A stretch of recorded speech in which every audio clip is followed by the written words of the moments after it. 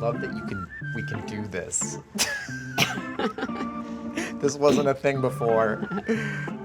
He also said, put your leg down a bit. Me? No, okay. Me. All of a sudden, wait that's a on my minute. list, and I'm like, where did that come from?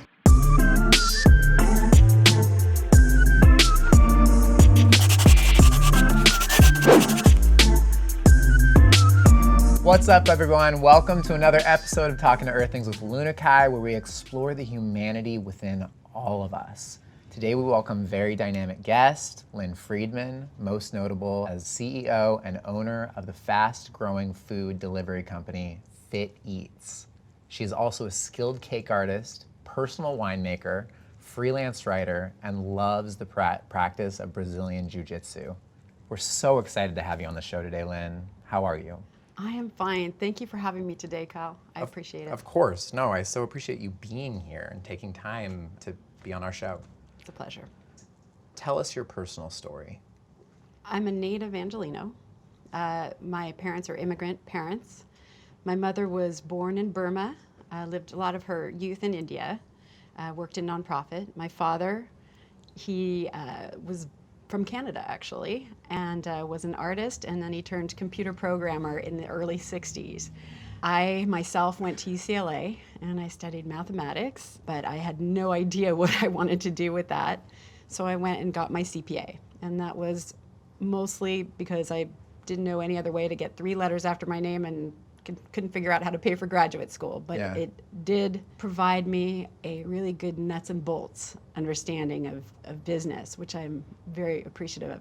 I practiced for a while and landed up actually in Russia at the whim of my then husband, and we went over there and promoted the brand Corona Extra Beer and built it in Moscow. This was in the early 90s.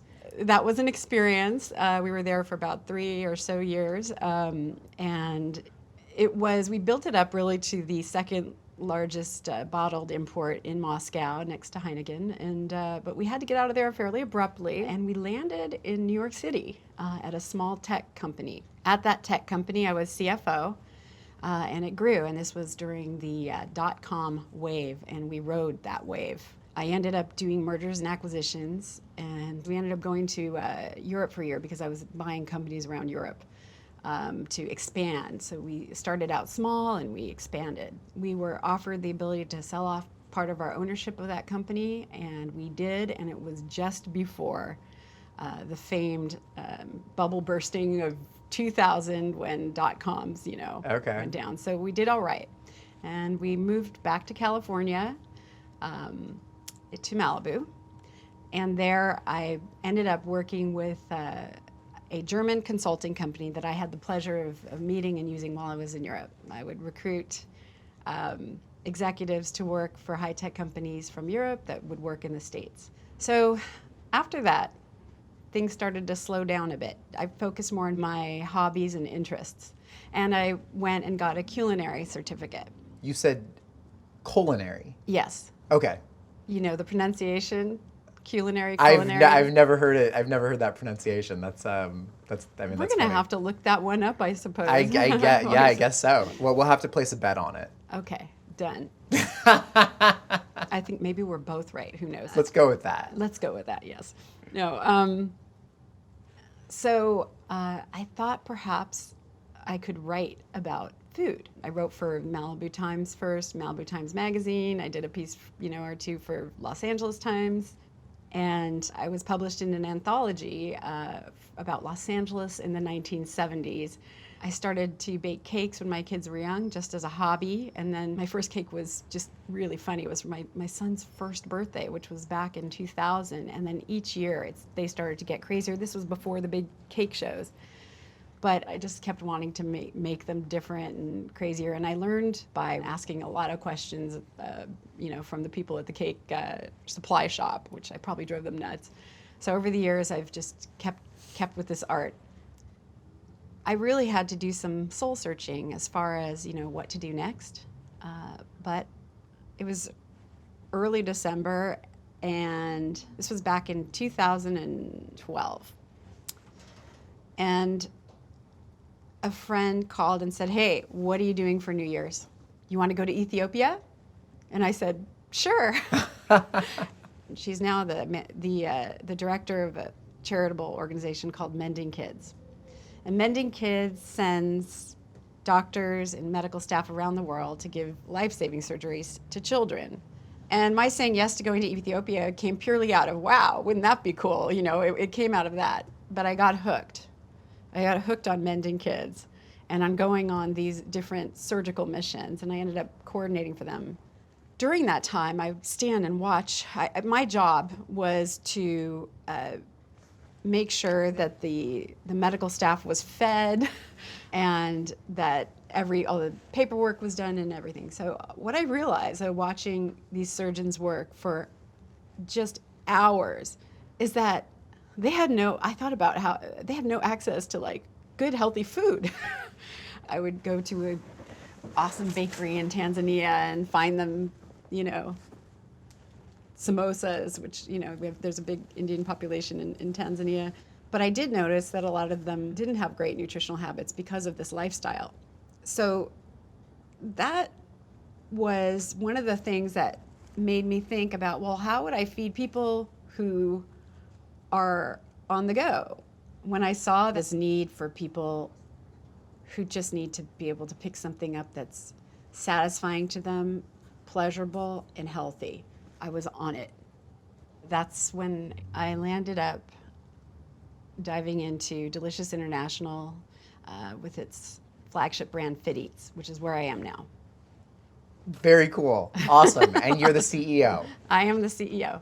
And you have been the CEO of Fit Eats for how long now? I've been the CEO of Fit Eats since March of this year. Okay. So I told you I had done a lot of introspection about what to do next. I had all these different backgrounds, and I thought, well, I really should be putting together food and business and building brands. But I had trouble. I had trouble thinking about how to start from the beginning. And then I meditated on it, quite frankly. I thought about it, and I did a lot of financial research. And I realized that I was not the kind of person to start from scratch. I enjoy taking something where the bones are already there and making it reach its potential. So I thought about that and realized that I should buy a company. And that kind of went to the back of my head. And then I just had a particularly difficult day. It was about like 16 hours of discussions and, you know, disappointments and financial stuff with a company that I had actually built or helped build with my ex-husband. And the next day I thought to myself, I'm just going to sit in my pajamas and I am going to focus on Netflix. I took the remote up and miraculously my TV did not work. So I don't know, I opened my computer and just did a search. Companies for sale. A certain kind of packaging I had learned about called modified atmosphere packaging. I wanted to go into that. That's when you keep food for a while, fresh, without preservatives. And it popped up right when I was ready to do nothing. 2 hours later, my television actually worked again, ironically. So it was a bit of a moment. I found financing through the SBA, jumped through masses of hoops. It took 8 months to close, and I literally closed it 2 days before COVID hit. Wow. And it is a food delivery company. So we're fortunate that we can, you know, still be in business, unlike so many others. I would say it was like Rumpelstiltskin waking up after 20 years and suddenly I'm like Instaboss, you know, staff of close to 40. And the last time I'd really been in the corporate world was, you know, just maybe under 20 years before. But it felt really natural. And I'm enjoying the heck out of it. There is nothing that I like to hear more than someone say that they are genuinely and authentically enjoying their life. Tell me if you agree, but I don't believe that life is about the outcome as much as it's about the process. Would you agree with that? I would agree, as I appear to be a living testament to that. Yeah. The interesting thing for me is that until recently, I felt that I had taken so many different paths that society tends to want to drive you towards one thing. There was the 10,000 hour rule, all of those things. And I felt somewhere deep inside of me probably a little bit inferior because I hadn't focused on that one thing. I had friends that were, great music producers or violinists or things, and those required so much discipline and focus on one thing for many, many years. And that was something that my path didn't lead me to do. And then a friend of mine sent me a word called multi-potentialite. And I don't know if I pronounced that correctly. Multi what? Potentialite. Interesting. And that is a term for somebody who really loves a lot of different things. And I think she gave me a quote from Steve Jobs about how he liked when people had a lot of different experiences. He liked to hire people with a lot of different experiences because when it comes to problem solving, you have to connect the dots, and the more dots that you have to connect, the better problem solver you're going to be. So with this business, I feel like this entire history kind of food and business and making cakes and, practicing martial arts, it's like this funnel, right? Like all these things can go in, and it actually is focused now completely on this business, and each thing is helpful. You've squeezed frosting out of a tube, and you've also, I imagine, squeezed your opponent into a naked or a rear naked choke. chokehold or whatever it's called. Matcha leon, rear naked choke. Yes. And both of those endeavors couldn't be more opposite. So what personality traits do you believe you possess that have compelled your versatility? When you talk about, submitting an opponent or just being on the mat, I feel that it has had a great impact on me. Being a female in mostly male classes, you end up getting a lot of pressure on you physically, and you learn to leverage the ground, and you learn to be very calm. And it's a primal kind of pressure. It's something that you get your mind used to after training. When somebody is trying to choke you out or do an arm bar, and all you're thinking about is, okay, how do I get out of this, and how do I go ahead and submit them? All of these things bring skills, I think, to the business workplace and anything else where you learn to deal with pressure. I'd say another big impact it has had on me is that it's challenging. And I've spent years, and I'm a slow learner sometimes. You don't seem like one, by the way. I feel like one sometimes. But, you expect something of yourself. And it was often, 2 steps forward, 1 step back. But what I learned was if you do that, you're still going to go forward.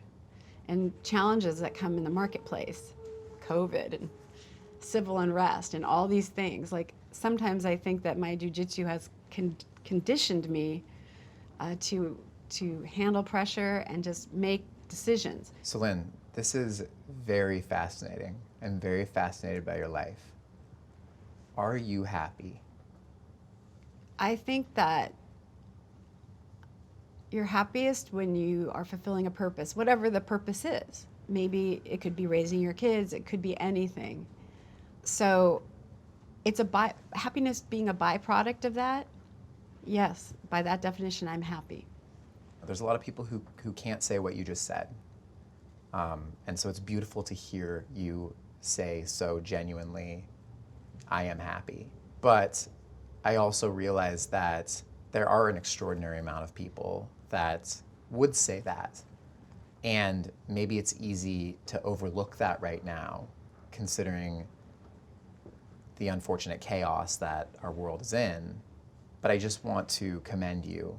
It's really what I'm getting at, is I just want to commend you for holding that belief so deeply, considering our current climate. Yes, I'm not going to lie and say that our current climate does not affect me. It does.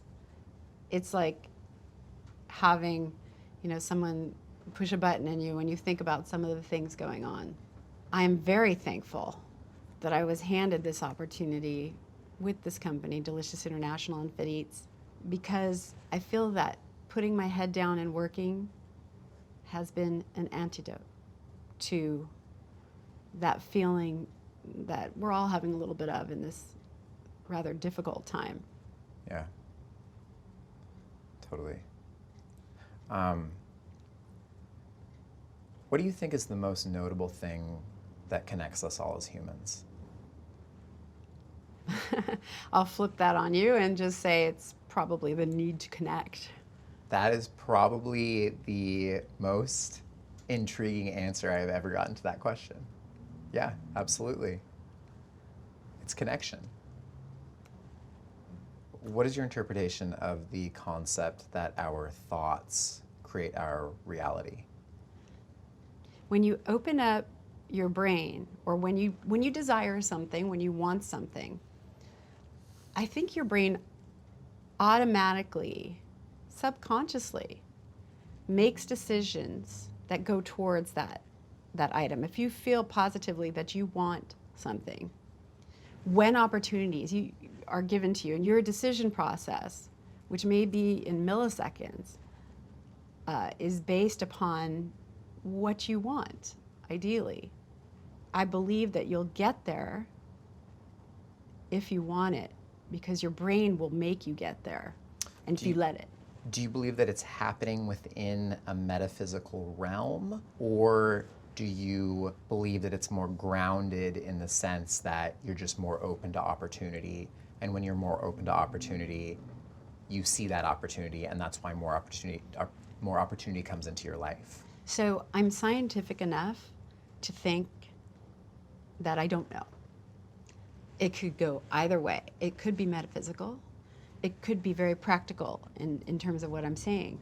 But both roads lead to the same place. And who would I be to really know? But what I do know is that process of opening your brain up makes things happen. And to what degree do you think that is? To what degree do you think an individual's thoughts create their reality? All right, I'm going to go sort of practical on you now. Do it. I'm ready. If you've lost something in your home, like a set of keys, and you know that it's somewhere within your home, you're going to look very, very hard for it. You're positive that it's in your home. You're going to look hard for it, and you'll most likely find it, because in the back of your mind, you know it's there. If you don't know that it could be, if you're looking for something and it might be at the last restaurant you were at, or it could be any number of 20 places, you may give up on looking for that thing, and you're less likely to find it. So in that way, you're thinking about something, your perception of it, like if you perceive something is there for the taking and it's there, you're going to act on it, and you are going to try and find that thing. Excuse me for saying this, but you're starting to mind fuck me. Is that a compliment? It's awesome. It's really deep. It's really getting me to think. I love it. I love what you're saying. It's absolutely fascinating. Please continue. I think that explains the practical side of why it's good to think positive. But I'm not sort of dissing the theory of the metaphysical part of it. Yeah. Because our minds come from somewhere, some force, something in the universe. Right. So, and the opportunities, those also happen beyond our control. So, speaking of control, how much control do you think that we as human beings have over our lives or our happiness? And does it vary from human to human? we have control over how we think about things. We can learn to think more positively. For some, it does come more naturally than others. I guess I read somewhere there's like a thermostat for happiness. You know, you're born with a level here or here, but from there you can move. So there is a hereditary form of it, but I think that if you learn to use positive thinking and open your mind, then you have control over whether or not to take advantages of the opportunities that are thrown your way. And those are somewhat beyond your control. to an extent. I feel an interesting connection with you. I almost feel that I can connect with you non-verbally in a weird way. Not in a weird way, but in a powerful way. Yeah, I don't know. It's fascinating. I'm thoroughly enjoying this conversation. Once again, thank you for being here. You're welcome. And I think the reason you feel that connection is because your mind is open to it, and so is mine. And Yeah. it's very enjoyable connection. It is. It's beautiful. So, if tomorrow is your last day on Earth, how do you think you're going to be remembered? Probably as somebody who liked to give a good party, make some good cakes, fight, travel, and what I'd really like is to be remembered as a good mom because I love my kids. One theme that I have seen consistently throughout this series is that family is the most important thing to people. I've gone out on the streets, I've asked people random questions about their lives. It always comes back to family, no matter the demographic, no matter the age, no matter what, doesn't matter what it is. It's always about family. You're doing very well, by the way. Thank you. I think that's because you're a very good interviewer. I appreciate that. Okay, so I have one more question for you, and that is the most important question within the Talking to Earthlings series. What does it mean to be human? I think that if you want to differentiate humans from the animal kingdom or anything else, I think what differentiates us in a very literal sense is the ability to create, make art, or be creative in general. Business, you could do, there's different outlets for creativity. And I have pondered the verse in the Bible that says, God created man, woman in their own image. And I thought, well, how would I interpret that? I'm not particularly religious, but how would I interpret that? And then I thought, well, if God is a creator, whatever God or power you believe in, then to be human is to be a creator. And that's what I think it is to be human. Well, Lynn, I just want to thank you so much for being here. Thank you for taking your time out to be here. You are a wonderful person with a great soul. I can feel it. And I have thoroughly enjoyed this conversation. I as well. Thank you for having me, and I do feel connected to you. You must have something going on there. You might be hearing from me again. I hope so.